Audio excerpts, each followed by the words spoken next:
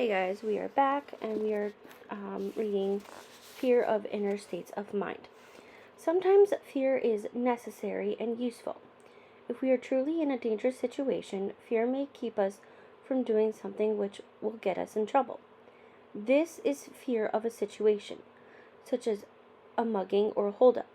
But most of what adoptees fear is in their own minds. This fear is nebulous and undefined. This is because it comes from an experience during the stage of implicit memory, something experienced and very influential but unrecalled.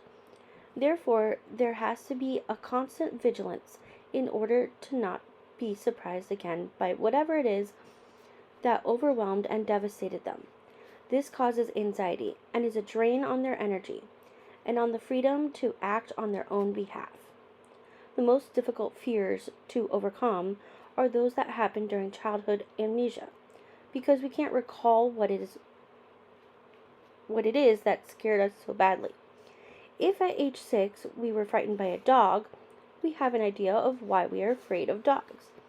This can be managed in a better way than being left as an infant and forever fearing that anyone close to us may leave us.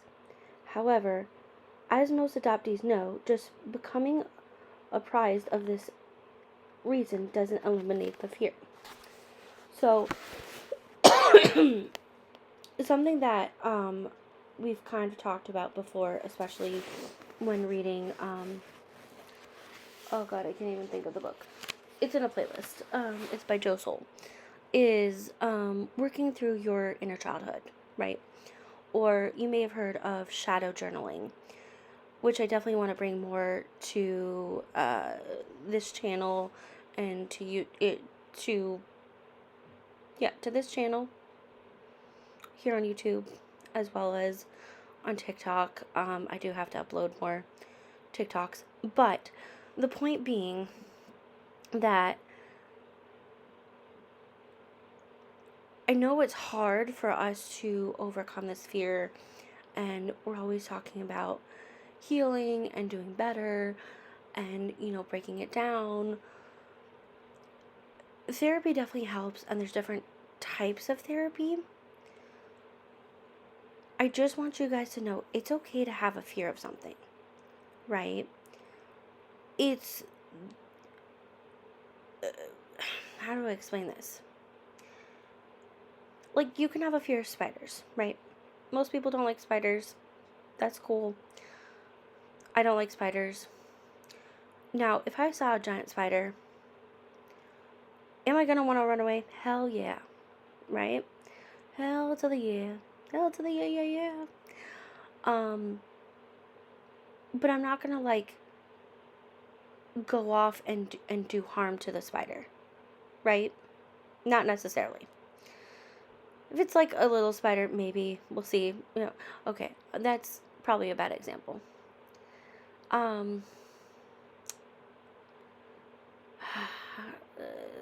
Maybe going back to my other videos, right? My previous ones, talking about the self-sabotage, right?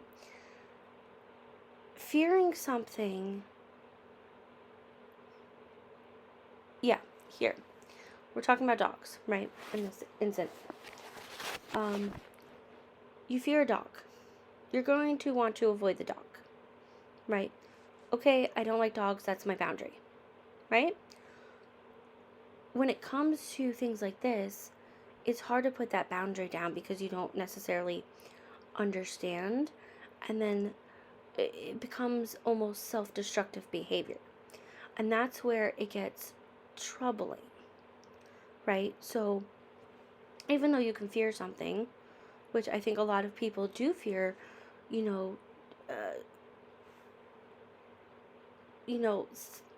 ending their life alone, right?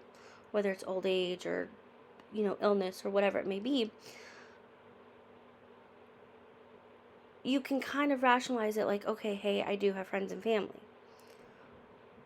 When something's bothering you and you don't fully understand it, you gotta break it down and understand where that's coming from, and is it an actual rational fear, and is that fear inhibiting your life, And that's the last part, that last part of the question. Is that fear going to stop you from living your life? And that's where it really comes into play, right? So, like I talked about before, fearing, this some sense of success stopped me from living my life. It stopped me from enjoying life. It stopped a lot of different things, and I was being very self-destructive in what I would consider self-destructive. And unfortunately for adoptees especially, but especially with trauma survivors, so many turn to self-destructive behaviors in terms of drugs or alcohol or that route to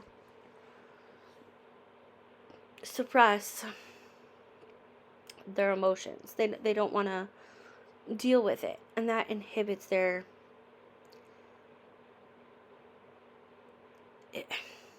it becomes a cycle, right? And it becomes a crutch, but it's also an addiction. And so we don't want to go there, right? Our goal is to heal. Now, if you're coming out of that, I'm very proud of you. Take it one day at a time. We got you. I just want you guys to remember that if you're dealing with someone, or you have dealt with someone, or you may deal with someone that is in that route, it's not because of the addiction itself, it is the reasoning behind it. And they need to heal on that reasoning, right? It's not just stopping the action, right? The action of taking drugs or the action of drinking alcohol, whatever the destructive behavior may be. It's getting to the root cause and working on that healing. And that is important, right?